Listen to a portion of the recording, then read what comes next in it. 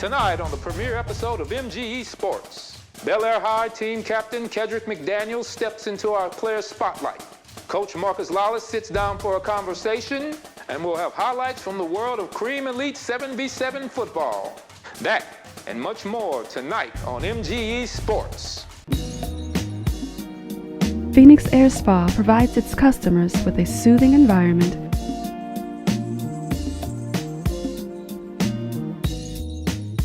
and comparable professional services.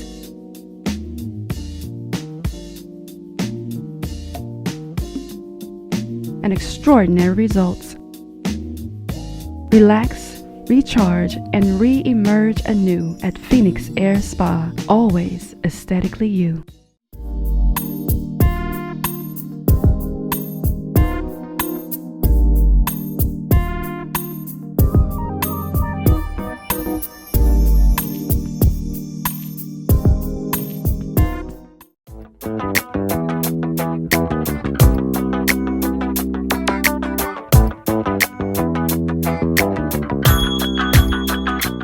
What's up? This is your girl Megan Good, and I want to give a shout out to Mad Game ENT.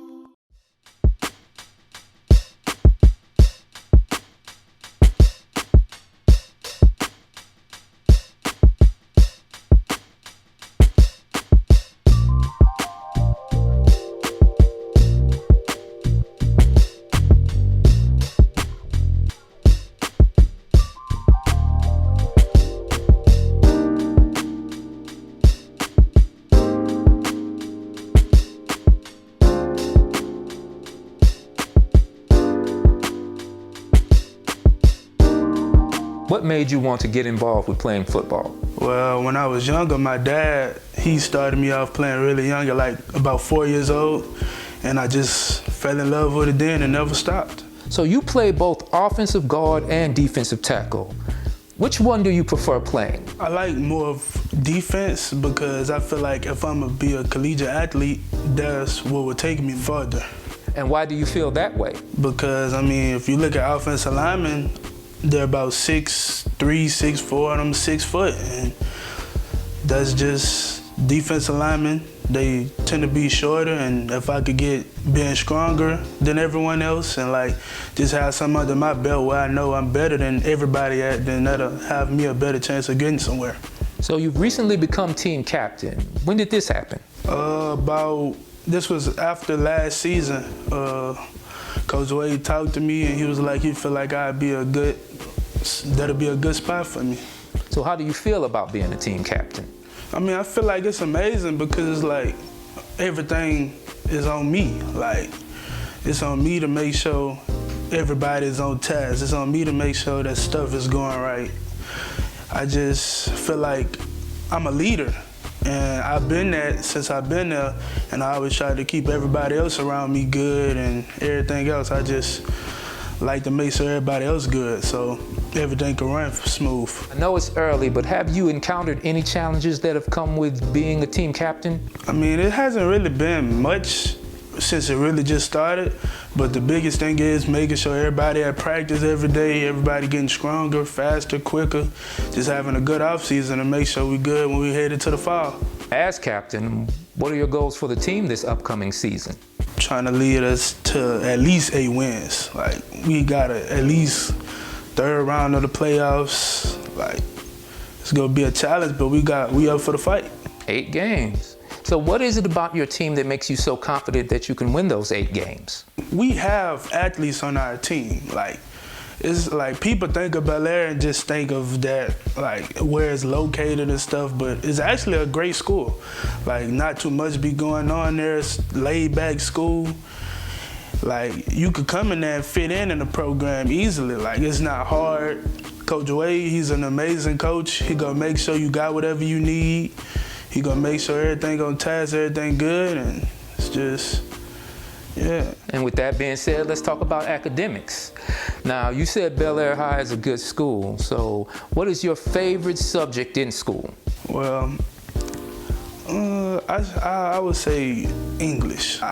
I started to like English more. It's just something about reading something and actually comprehending and understanding everything. Like reading, it sticks with me now. Like it's easier to comprehend things, and I'm getting better and better at it. So when you're getting better at things, that's when you start liking it more. So how do you feel your enhanced comprehension skills in the classroom help you on the football field? Keep help me with my IQ, stuff like that. Just help me memorize stuff and really know what everybody else got to do on the field too. Like what routes the wide receiver have to run, where the running back has to go, which way the lineman blocks. So all that plays a part in things too. You're a junior now.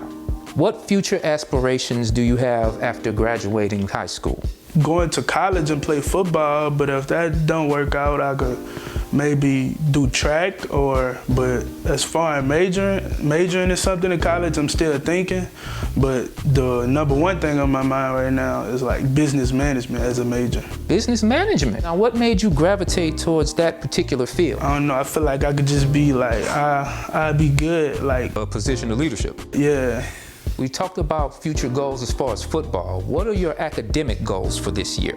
At least a 3.5 GPA, because I always have been a good person in school. My grades always been up. My GPA right now is probably a 3.4 or something in that area. Do you have any last words? See us next year. I mean, we're gonna be grinding and we're gonna be doing our thing. Hey, I'm Kedrick McDaniels and I'm rocking with MGE Sports.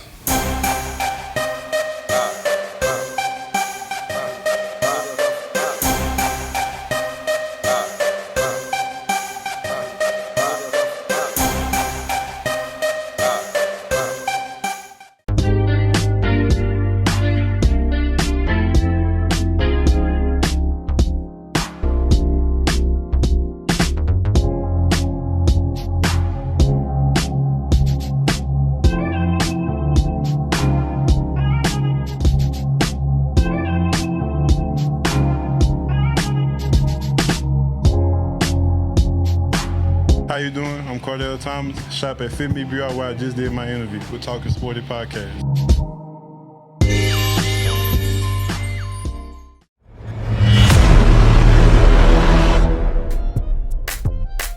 Advertising and operating a business go hand in hand. Mad Game Entertainment has a long, detailed history of working within clients' budgets and delivering big results. Mad Game helped launch the popular Go Vote app. We've been involved with several successful political campaigns. We assist the everyday marketing needs for small businesses and many other organizations. We custom fit marketing plans for the largest budget and the most modest. We look forward to enhancing your presence in your industry.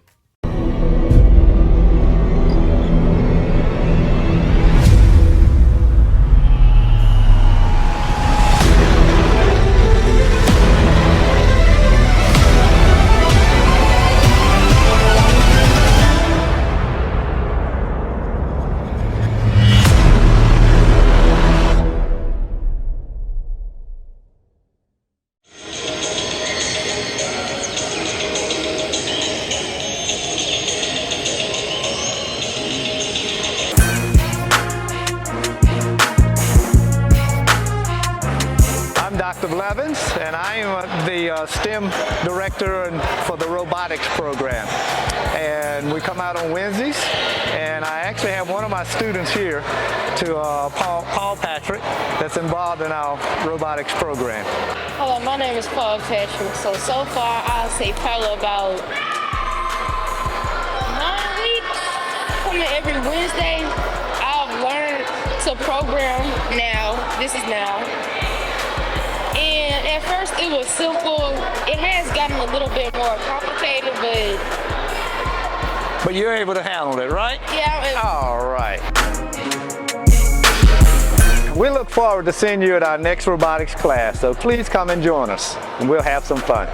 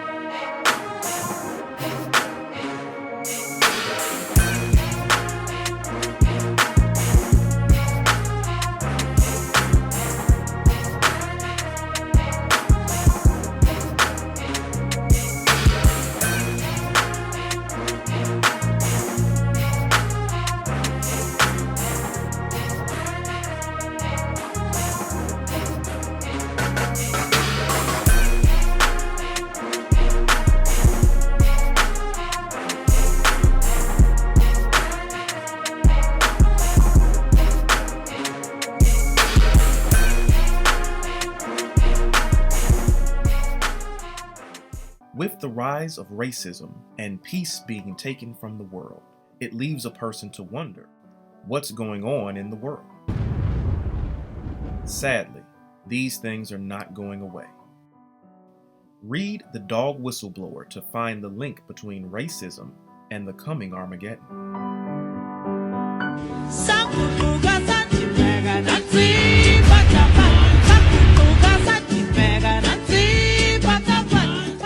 We have got to find new ways to increase our revenue. Sir, we can increase our revenue sales by enhancing our social media presence. Yeah, so does anybody else have an idea? We can clearly increase our revenue sales by enhancing our social media presence. Great idea. Has this ever happened to you? Make a bold statement. Upgrade your wardrobe at Super Cool Fashions. Thanks, Super Cool. Super Cool Fashions located at 6180 Airline Highway.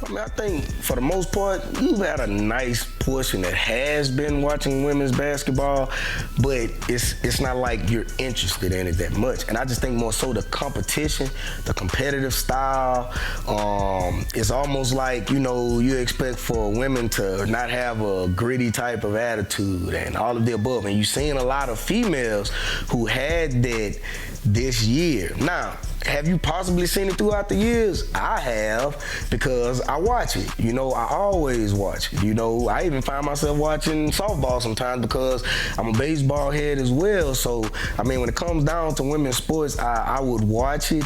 But this year alone, the competitiveness of everything, the teams that you normally don't see in March Madness, like in the Elite Eight or Final Fours or even the Sweet 16s, like you see a lot of difference throughout the years, but like, you know, this year was a very like kind of different year when it all boils down to it.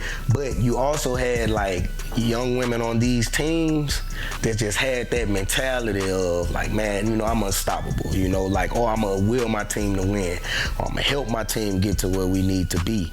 But you know, you also had these other teams that had multiple women on there that were actually in essence of helping a team where they need to be, coachable women. These coaches, you know, alone, you know, your Don Staley's, your Kim Mulkey's, you know, they bring a certain mentality that, you know, I'm gonna be honest, a lot of females would love to be a part of and love to play for. And me just watching them throughout the years and watching Don play as well, you know, Kim Mulkey was I was a little young, you know, when she was in there, but all in all, just watching her coach, you know, is different in itself. And watching her interviews, like, you know, I always tell my girls, man, I can look at this coach, or you can look at these coaches and see if that's the type of person you want to play for. Because in essence, when you're getting recruited, besides the school in itself, school could be a great school, but you know, you might not feel, you know, the homeliness of it, or as far as that coaching itself, you know, you might not feel that, you know, as far as playing for them, or as far as like, you know, coming from one coach to another coach, all coaches are different. And at the same time, you know, other coaches might bring something another coach wouldn't have brought at that time or gave you, but you may have gotten it a little bit more from this coach. So a lot of the coaching in this game, it plays a big part of it, because you have to be able to coach people up and develop and adjust in games, not just have super athletic, you know, players and think you're gonna just win, just out the box. You gotta be able to coach up. So just this year alone, women's basketball, your Angel Reese's, your Alexis Morris, your Caitlin Clarks, Haley Van Lith from Louisville, but she's in the transfer portal now. All of those girls play with a grit, and majority of those young ladies from South Carolina, they have these mentalities that you know, just will to win. All you gotta do is just coach them, and they'll go get it. You know, but you saw South Carolina go down this year, and the reason why they did was because, in a sense, I'm not gonna say Don got out coached, but they found a regimen that worked, and they kept going with it. And until they stopped it, which they kind of really didn't, you know, man, that makes you pay attention to the essence of, man, women are human as well. You know, I mean, most of these girls, a lot of these girls would say play like boys, but me personally, I just say you're playing like a basketball player. You know what I'm saying? Like simple and plain. Like I wouldn't say you playing like a boy, because if I know you as a female can beat this boy one-on-one, how can I say you playing like a boy? You know, you just saying you have a skill that, you know, a lot of people had, a lot of kids have, or a lot of adults have, but at the same time you're training well, or you just special. You know, so I mean, this year alone is just gonna make college basketball and women's basketball grow even more, and I hope it really helps the WNBA side of it as well too, because they're on TV as well. I watch certain games now. I don't watch it as much as I used to, you know, when Simone and a couple of those other women were in there, but I find myself back watching it, you know, these last couple of years, even though I coach it, and you know, I see all these different teams and all these college players going, you know, to the WNBA or playing across seas, or you know, all of the above, because women have a big thing in playing across seas if they don't go to the WNBA, because the talent pool is different, but you don't have a lot of teams within the WNBA. I don't even think they have like how the NBA have a G League, I don't even think the WNBA have a G League.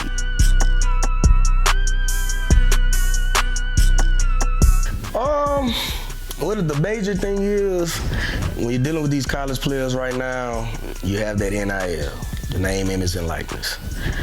And just like Angel Reese stated, you know, I'm not going to go to the WNBA this year because I'm actually making more than some of the WNBA players right now, which is the truth. A lot of these college players are going to be making more than them, which is crazy. But all in all, throughout the years, I really thought that it could possibly happen.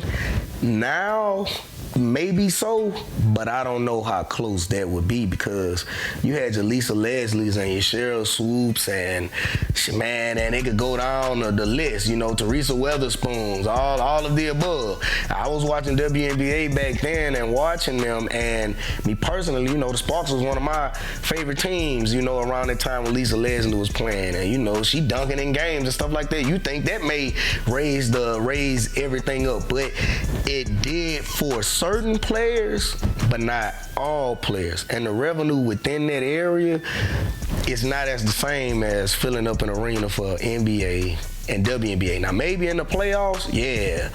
You go to the finals, yeah. You go deep within the playoffs, big possibility, but you might have more games to where college games have way more, you know, much more as far as in attendance than a WNBA game, depending on who's playing or who they're playing.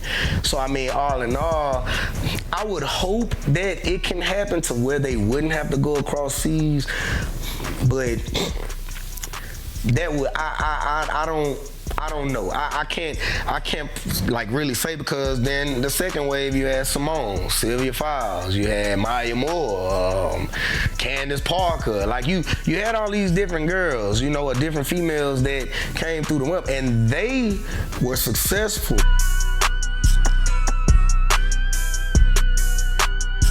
Technically, that's a true possibility. Now they can actually probably keep those NILs as far as maybe when they go to the WNBA, or they may stay with some of those, you know, companies who are actually, you know, invested in them. Man, the only thing I would say is I would really hope so. I mean, because they deserve it, you know, and I mean, only so many can make a few million, and the actual, you know, average salary, you know, which off the top of my dome, I don't know, but I know some years and years back, man, you know, maybe 100,000, maybe a little bit more. If you were a top player, of course you made a little bit more because you had, you know, endorsements and things of that nature. But with the NIL, as far as college goes, man, you have some kids making millions, you know, and that can change a lot, you know, because you have players just like I told you, Angel Reese said, I'm not going to the WNBA this year, even though she probably could have, you know, went into the draft. And she didn't because of what she's making now. So future-wise, I think it really will help. Then with this transfer portal, you have a lot with that as well. Now, the only thing I say that hurts sometimes are incoming freshmen or kids that may want to go to certain schools and things of that nature, but, you know, they may pull a junior or senior, you know, from another school to take certain spots, which, I mean, you know, that's fine, but it kind of hurts the younger generation. So all that does to me, in my eyes, it'll make the younger generation, you should be able to push harder, and know that, you know, these are the type of situations that could be happening with you as far as getting a scholarship or going to certain schools you want to go to. But in essence, I really hope that future-wise, women's basketball will take a really, really, really big leap, you know, into honing NBA-like type views and MLB and even hockey, you know, NFL, all of the above. It's coming along. Now, they have a lot of people that have their backs, you know what I'm saying, especially NBA players. You know, they be at all the WNBA games. They come through. All of them, you know, they meshing well together, but it's just not the money that's meshing. So, I mean, like, hopefully, in future references, I hope the money can, you know, and have more expansion teams. Make more WNBA teams, you know. That's a big thing. You know, you shortchange, you know, you have a nice bit, but, you know, you can make more. Hopefully, they have some people that look more into making more and expanding more, you know, as far as in the WNBA and these other states and other cities, because your main ones have them, you know. I mean, but all in all, New Orleans doesn't have a WNBA team. No, I wouldn't even say New Orleans. Louisiana doesn't have a WNBA team. Would that be something that we would love to have? Yeah, of course. You know, why not? You know, and I mean, like, that just looks into, you know, people just really delving into, do they really want to deal, you know, with that? I mean, is it loss of money? Is it, you know, the revenue? I think Louisiana, you get a WNBA team, I think, you know, as a whole, we going to be up in there supporting our Louisiana teams, because that's what all us really do. You know, besides our old head Dallas and Steelers and 49ers, you know, but all in all, man, I hope for future references it happens. I hope they can make more money. I'm not going to sit up here and say, you know, they're going to sign a 4 or 5 year, $200 million deal. Would you want that to happen for him? Yes, indeed. Yes, indeed. Why not? You know, I mean, if he deserves it, why she doesn't? You know what I'm saying? So all in all, if it comes to that, man, hey, man, I would be a happy camper. I would tell you that. I would be happy if there were to come to that. Or even 4 years, man, $100 million. I mean, that's still, you know, something better than what they're possibly getting now. You know, so, but all in all, they got a totem pole with these rosters. So, you know, you got your top players to your, you know, your players that's making, you know, have a 10-day contracts, or you're making $50,000 or $60,000 a year, you know. So we've seen it throughout the years, even in men's basketball, even in NBA, you know, going and looking at rosters and salaries and stuff like that. You know, Bron might be making 40 something, but this person down here might be making 1.5 or even 600,000. You know, so all in all, your lowest NBA player is probably making more than your highest WNBA player in certain instances. It's not all, but it's some. So, you know. You've been watching Conversations with Coach Lollis. Next week, I have a special guest. So make sure you guys tune in.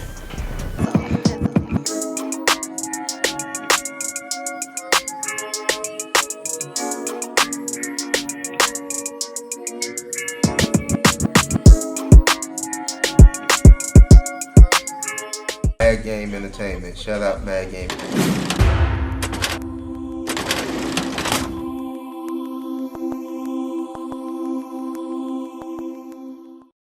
That's it for this week on MGE Sports. Tune in next week as we take a trip to Bel Air High School to see how head coach Byron Wade and his Bengals are preparing for the upcoming football season. Plus, Coach Marcus Lollis will be joined by a special guest to have a conversation. Plus, we'll have more highlights from Cream Elite 7v7. All that and more on the next episode of MGE Sports.